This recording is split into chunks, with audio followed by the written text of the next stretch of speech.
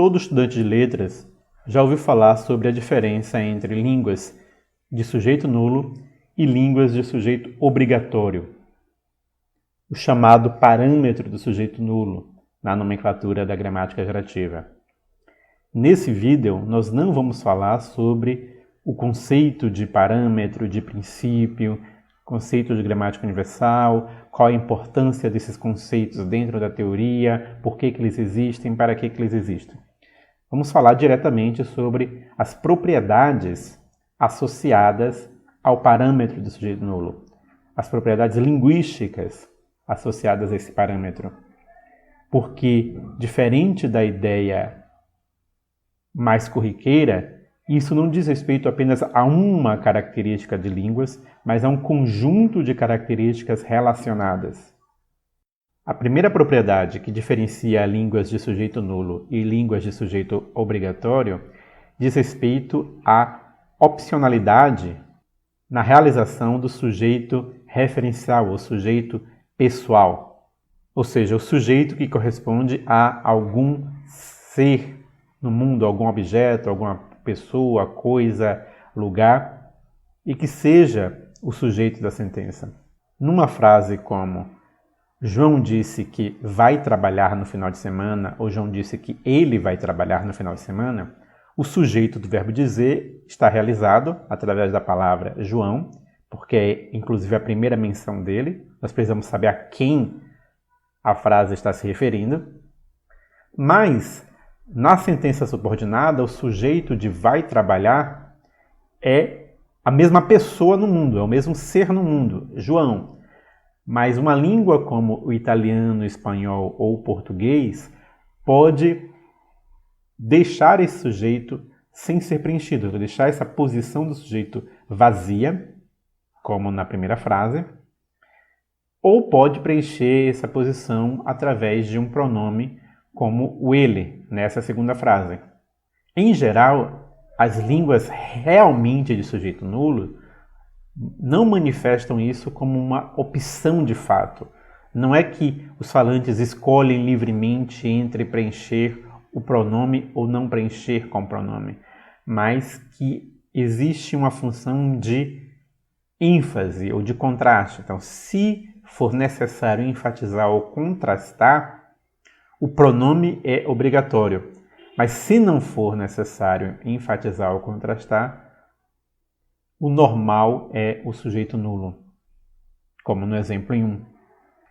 Já em línguas como o inglês, uma tradução dessas mesmas sentenças tem o seguinte resultado. A sentença 3, com o sujeito nulo na oração subordinada, faz com que a sentença seja agramatical. Essa sentença é ruim, ela não é uma sentença normal do inglês. Já a sentença 4, em que há um pronome ele, retomando o sujeito da oração principal, é a opção obrigatória. É a única opção disponível para o inglês. O inglês tem sempre que preencher o sujeito nesse tipo de contexto, nunca pode ficar nulo nessa situação. A segunda propriedade, que diferencia línguas de sujeito nulo e línguas de sujeito realizado, é o modo de expressão do sujeito não referencial, também chamado de sujeito expletivo, de sujeito impessoal, que corresponde, grosso modo, ao sujeito quando esse sujeito não se refere a nenhum ser no mundo, ou seja, quando não há de fato uma entidade que corresponde àquele sujeito.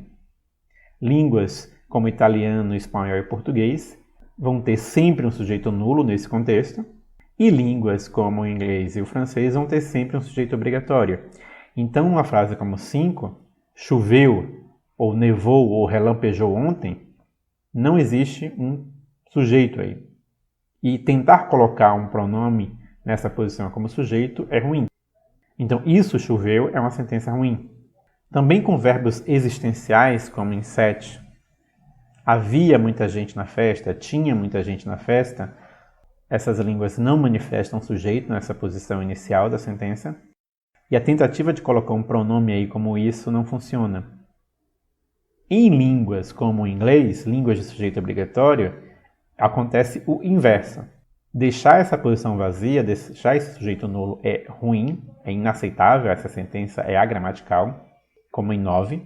Então é preciso colocar um pronome. No caso de verbos climáticos, como rain e snow, um pronome como it, funcionando como sujeito dessa sentença. É o sujeito que é dito expletivo, que ele não tem um conteúdo semântico. Já em sentenças com verbos existenciais, o verbo there be, o próprio there, funciona como esse sujeito expletivo na posição de sujeito. E a ausência desse elemento, que aí tem um valor pronominal, faz com que a sentença seja agramatical. Geralmente, quando se fala de sujeito nulo versus sujeito obrigatório, só se fala dessas duas propriedades e elas são tratadas, inclusive, como se fossem a mesma propriedade, mas isso não é exatamente o caso. É logicamente possível que uma língua tenha sujeito nulo em um desses contextos e não tenha sujeito nulo em outro desses contextos. Então, é possível, e na verdade até existem línguas que permitem sujeito nulo não referencial, mas não permitem sujeito nulo referencial. Mas isso é uma outra discussão. Na forma como esse parâmetro foi concebido, isso é uma opção binária. Todas as línguas de sujeito nulo permitem um sujeito nulo nesses dois contextos, todas as línguas de sujeito obrigatório não permitem um sujeito nulo nesses dois contextos. Mas há mais propriedades associadas ao parâmetro de sujeito nulo. A terceira propriedade é a chamada atribuição de nominativo à direita. Ou seja, línguas como italiano, espanhol e português possuem a propriedade de atribuir caso nominativo a um sujeito que apareça à direita do verbo, como numa sentença como 13. Sou eu ou fui eu. Esse eu aí está na forma nominativa, é o caso reto, apesar de aparecer à direita do verbo. Note que é mim é completamente inaceitável, é gramatical, isso não funciona em português. Mas é exatamente o contrário que acontece em uma língua de sujeito obrigatório. Em inglês, não dá nem para fazer essa inversão livre e colocar o I após o verbo am I ou was I como uma declarativa, isso é ruim em inglês. E esse I não pode ficar nesse formato nominativo, essa sentença é ruim por esses dois motivos. Já a sentença 16, em que o I vira me, passa a ter um caso acusativo, e você tem um outro elemento na posição de sujeito, o it was me, it is me, ou it was me. Aí é possível nessas línguas, ou melhor, é obrigatório nessas línguas.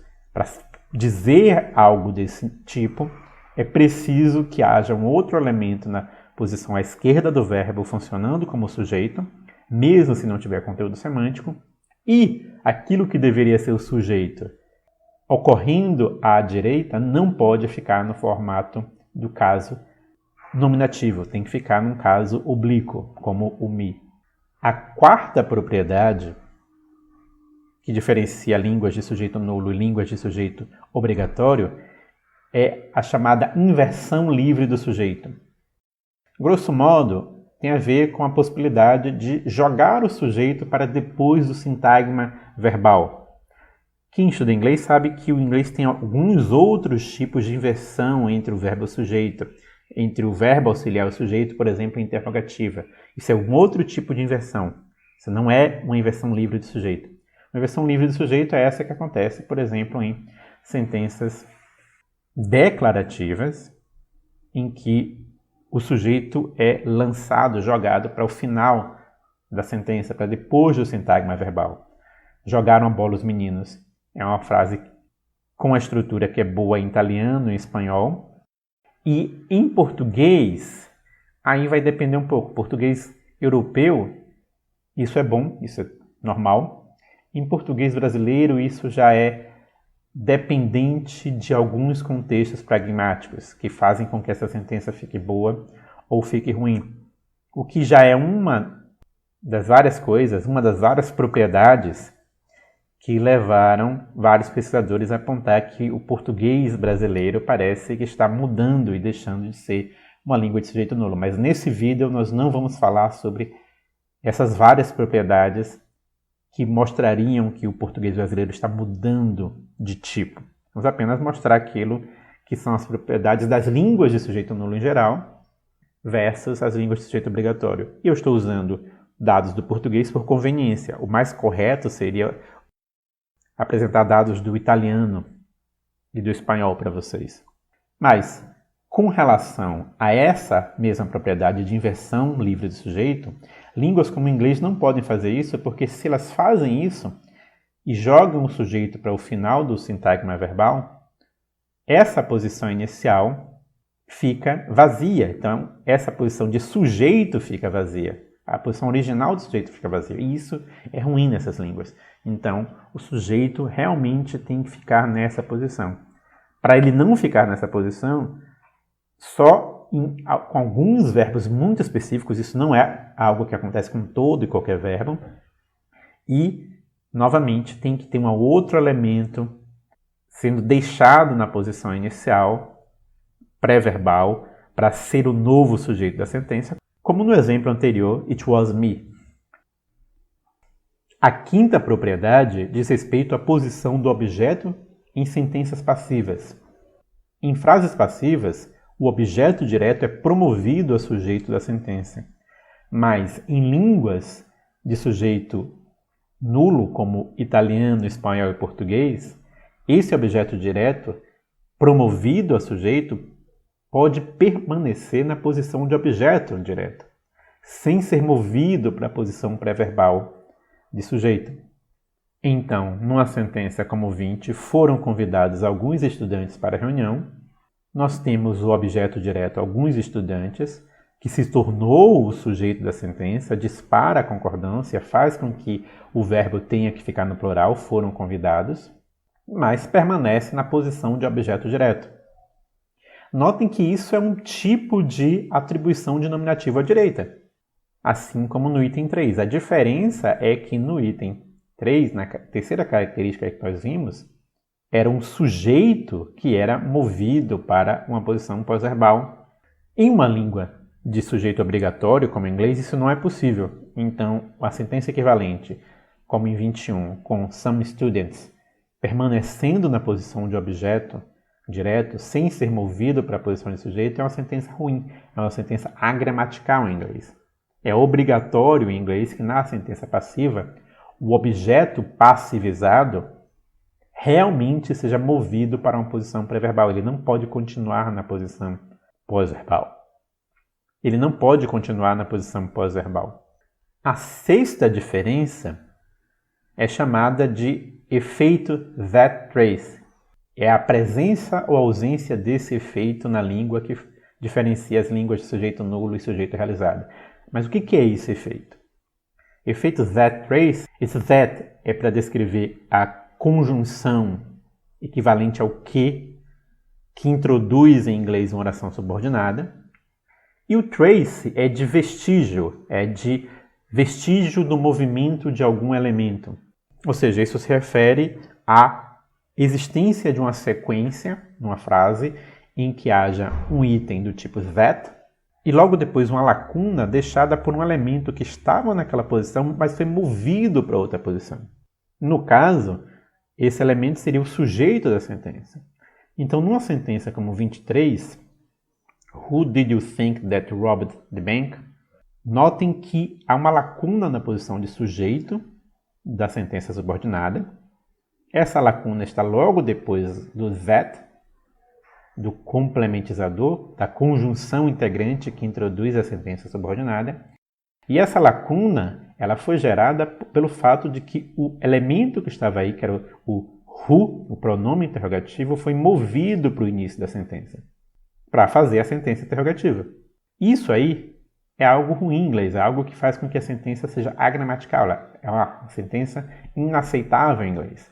Mas notem que em português, assim como no espanhol e no italiano, esse fenômeno pode acontecer e nenhum problema acontece. Então, quem você acha que roubou o banco, na sentença normal, boa, aceitável, temos exatamente a mesma coisa. Nós temos um que é o complementizador que introduz a sentença subordinada, uma conjunção que introduz a sentença subordinada, e uma lacuna gerada pelo movimento do sujeito. E isso não torna a sentença agramatical. Então aqui nós temos a situação inversa. Uma língua de sujeito nulo não possui o efeito that-trace, não apresenta esse efeito, e as línguas de sujeito obrigatório apresentam necessariamente esse efeito. E notem que esse efeito só acontece quando a lacuna vem da posição de sujeito. Se você tiver uma frase do tipo 25, em que é o objeto direto da sentença subordinada, que é pronominalizado, vira what, e é movido para o início de tudo para fazer a interrogativa, a sentença não é ruim, não tem problema nenhum. E notem que no caso da sentença 23, não é que o elemento não tenha sujeito. Ele tem sujeito. A sentença subordinada tem sujeito, mas o sujeito não está na posição que deveria estar. Notem que várias dessas propriedades que nós vimos dizem respeito não somente a existir o sujeito, mas ao sujeito ocupar uma posição específica dentro da sentença. E se ele for realizado fora daquela posição específica na sentença, a sentença é ruim, é agramatical, é inaceitável.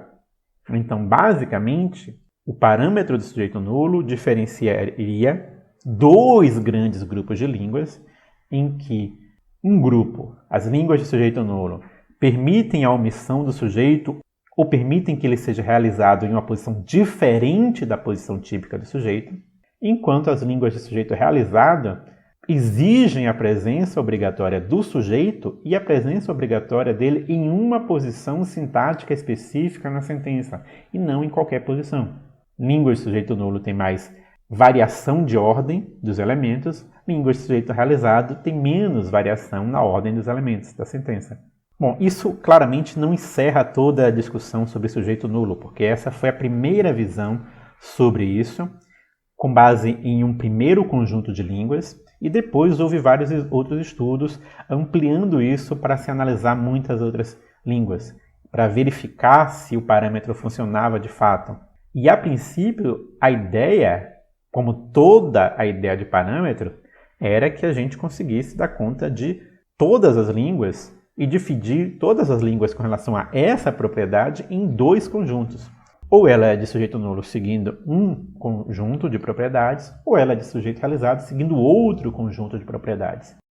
Só que nós temos vários casos nas línguas que não se encaixam exatamente muito bem nisso. O próprio caso do português brasileiro é um deles. Há muitas propriedades do português brasileiro que sugerem que o português brasileiro não é uma língua de sujeito nulo típica, o que levanta várias questões de pesquisa sobre se o português brasileiro está mudando o valor do parâmetro, está deixando de ser uma língua de sujeito nulo para se tornar uma língua de sujeito realizado, ou se é uma outra situação. A diferença não é exatamente essa que foi concebida pelo parâmetro, e o português brasileiro, na verdade, se encaixa em algum outro grupo de línguas ou algum subgrupo de línguas de sujeito nulo. Em outro vídeo a gente pode falar sobre essas propriedades que fazem com que se levante a questão sobre se o português brasileiro é ou não é uma língua típica de sujeito nulo, sobre qual o status do português brasileiro em relação a esse parâmetro. Hoje a gente fica por aqui, até a próxima e Deus abençoe vocês.